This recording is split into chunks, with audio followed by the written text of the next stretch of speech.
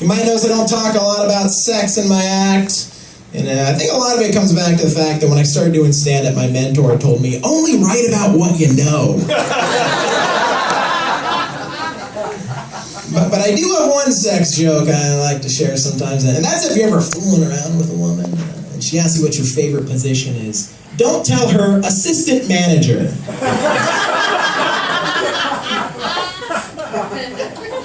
It's probably not going to get you very far.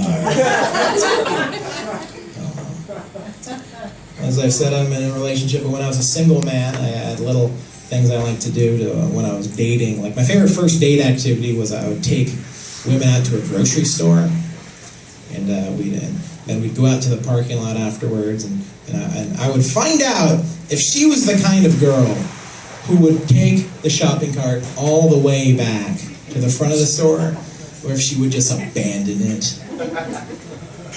thoughtlessly in the middle of the parking lot. And if she was the kind of girl who would leave it for some poor minimum wage employee to have to pick up, then I knew I'd found the girl for me. You learn things about people sometimes. I like my women. Like I like my bottles of wine. Full of wine.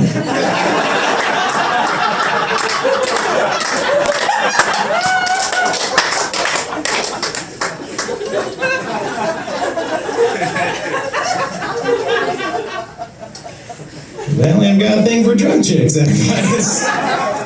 You wouldn't know in my profession, but I've met a lot of intoxicated women. It's wild. Well, things you pick up in life.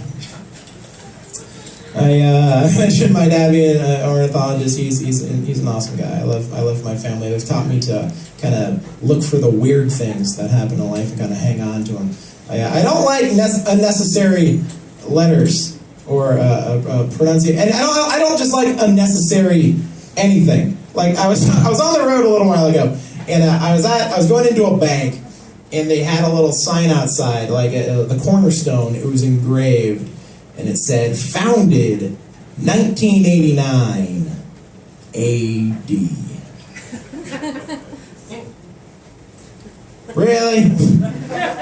Who is this A.D. for exactly? Like, at least at this point in history. Like, how many people are coming in on a daily basis and bothering the poor cashiers? Like, oh, excuse me, miss. Sorry to bother you. I see you have a long line. But I've been dying to know, was this Orlando, Florida Bank of America founded before or after the death of Christ? Wish there was some demarcation of sorts, but there's not. Gotta get closest in. I need to know right now. I know when police are looking for like a missing car, they look for the license plate. That's something that they do. When they're looking for a car, they look for the license plate. But I've always wondered, what do they do when they're looking for like a stolen boat? Like, do they look for like the name of the boat? They're like, all right, we got an APB out. We need everyone to keep their eye out. We're looking for a ship happens. You guys, officers, we need all your eyes on board. We're looking for a ship happens right now. All officers, please keep attention. We're looking for a salty C word. It's a salty C word. She's a slippery one, guys. We got to get our hands on her.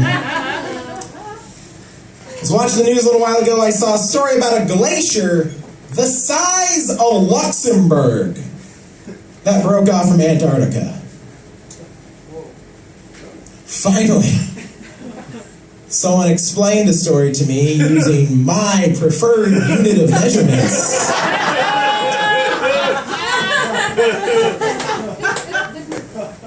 Luxembourgs. Bogart, you have no idea how long I've been waiting for this moment. Every day people come up to me on the streets. Hey Adam, how far is it from Tacoma to Portland? It's about 3.7 Luxembourgs.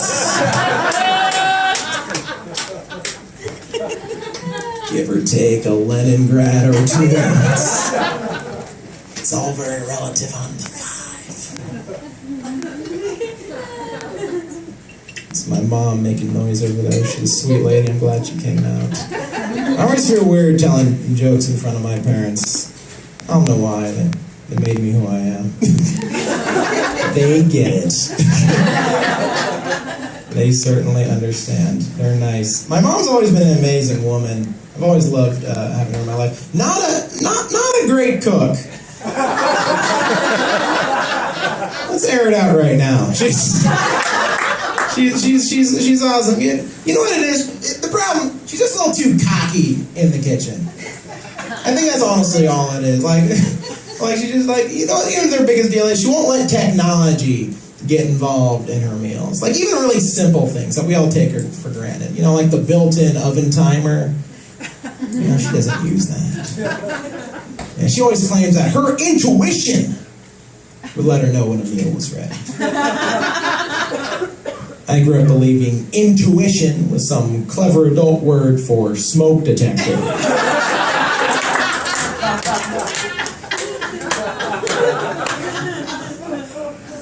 Ooh, you see Dad standing in that doorway. 7 pumps, that's going to be extra crispy.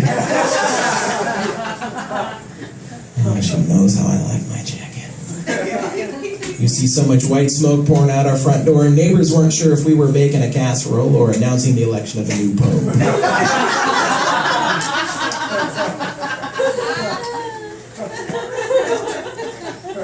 As I mentioned, I was raised religious. I was confirmed at age 13, which felt amazing because up to that point I was merely theorized.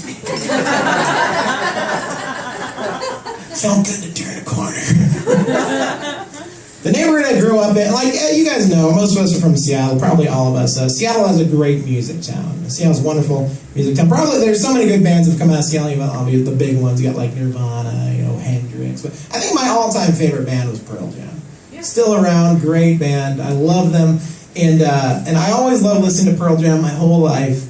And then I moved to California, and across the street from my parents, one of the managers of Pearl Jam moves in, and so I was so excited my first time coming back home. Maybe I just see them hanging out, just kicking it on his front lawn. That didn't happen. But my parents did become really good friends with him and his family. More importantly, our dogs became really good friends. Like my dog Liza became really good friends with their dog. And I found out later when I was in college that when Eddie Vedder, one of my heroes, the lead singer of Pearl Jam, would go out of town, he would leave his dog at our neighbor's house. And my dog hung out with Eddie Vedder's dog. Like a lot.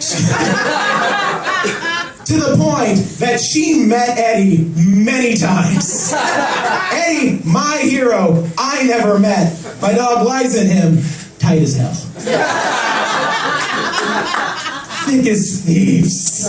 Sometimes I'd come home on vacation and be like, hey Liza, we're going over to Eddie's later. She's like, ooh, it's kind of our thing. You know what, I'll ask though, I'll ask. Stone's gonna be there, it's gonna be fun. Let's have a member of Pearl Jam. I know I'm your hero, let's be honest. I know I am. We've been together for like 45 minutes, we're good friends at this point. Whether you like me or not coming into this, I hope when we leave here you can realize, I didn't find him funny, but I do idolize him. But I also want to let you down for a second. I have vices, guys. I have vices. Like, for one thing, I like to gamble. I do like to gamble. But I have a system. I only play the lottery when it's worth it. You guys know what I'm talking about? I remember a month ago when Powerball got up to $590 million. Okay. Yeah, twist my arm, Powerball. Yes, I'll play for $590 million. Remember a month earlier when it was 30? Please! I I'm going to need at least an additional $560 million to leave my 5th floor walk-up studio apartment. Chase down that number 7 bus and beg for $1 outside the AM PM. I've got standards, people. $30 million is going to change my life. I can tell by looking at me, guys, didn't win the lottery. Don't even tell by my Kirkland signature jeans.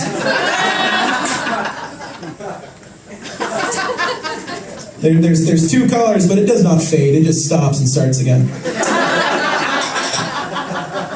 I did not win the 590. I'm kind of glad I didn't, though. Here it's cursed. But Buddy was really into that beer. He's like, haven't you ever noticed how everybody who wins a lottery is bankrupt within 5 years? I'm like, yeah, that's fascinating evidence. I mean, whomever would have thought people with a known history of gambling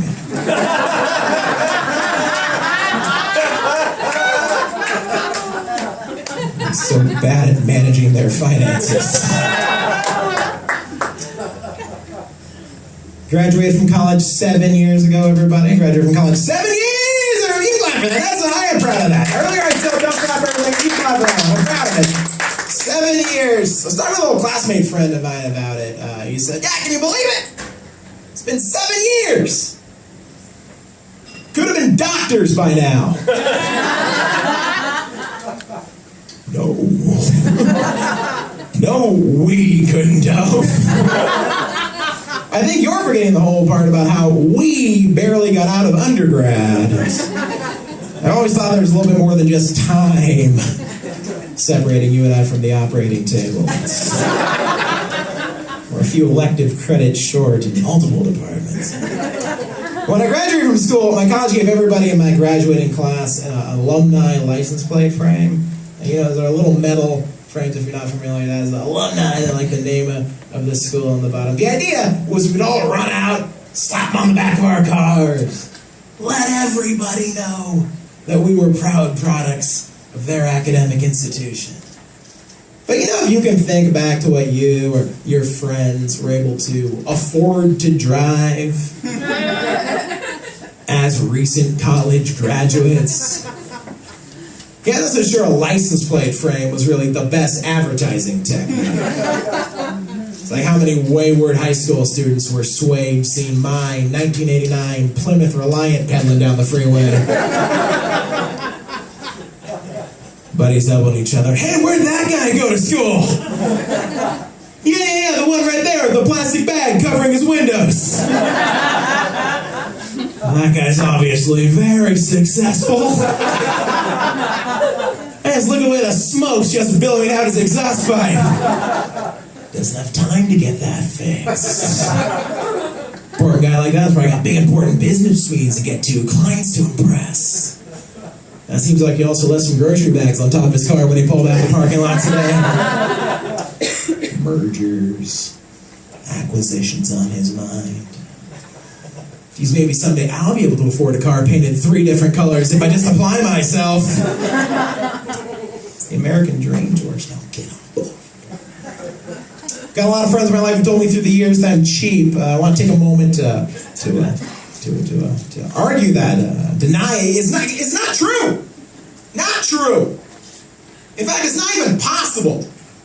Like, you can't be cheap and poor. Like, you know what I'm saying? Like, you need to have money in order to be cheap. Like, if you're poor and you're living cheaply, yes, it's called being responsible. That's just called being a good steward of what the Lord's given you. You know, like my government thinks I'm cheap because I saved my college ID card, which expired over 7 years ago. So I can save $2 every time I take her out to the movie theater.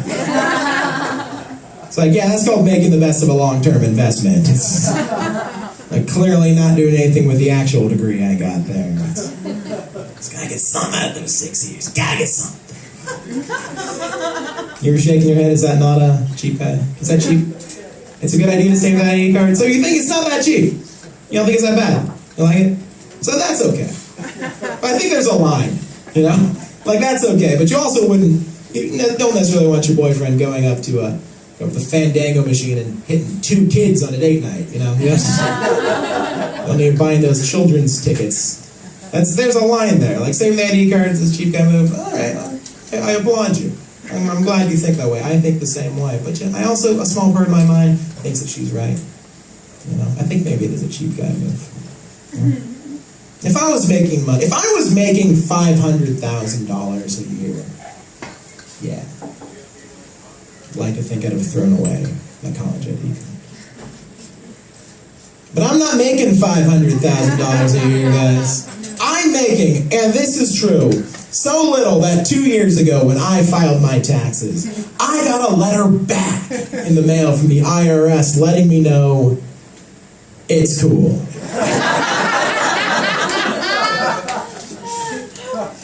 Think about that. $1 trillion deficit, desperately trying to drag our way out of a recession. You keep that $4.37 at it. We need it more than we do. I'll tell you a quick story, then I'll get out of here, about the worst show I've ever done in my life. It was a pretty bad show. Let me set the scene. New York City, Greenwich Village, hotbed of entertainment, swinging. Dylan was there. Not in this show, but in general, he was there.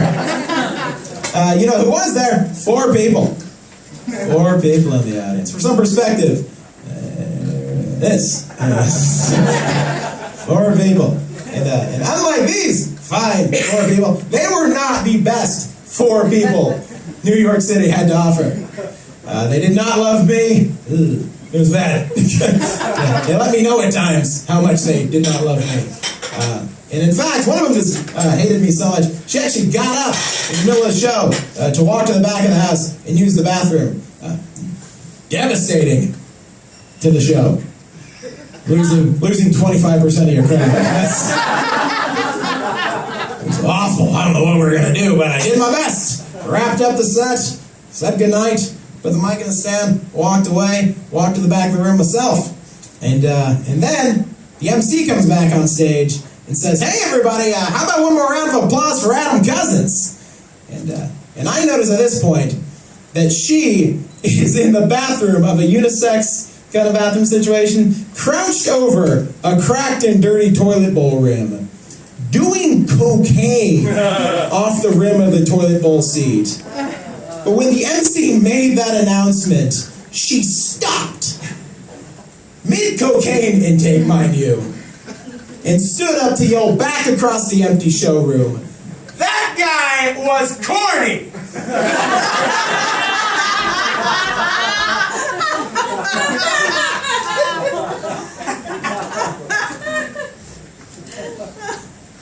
So Bogart's nightclub in Georgetown. No matter what your thoughts have been on me tonight, know that at one point in my career, I did bad enough to make someone stop doing the most addictive drug in the world just to heckle me.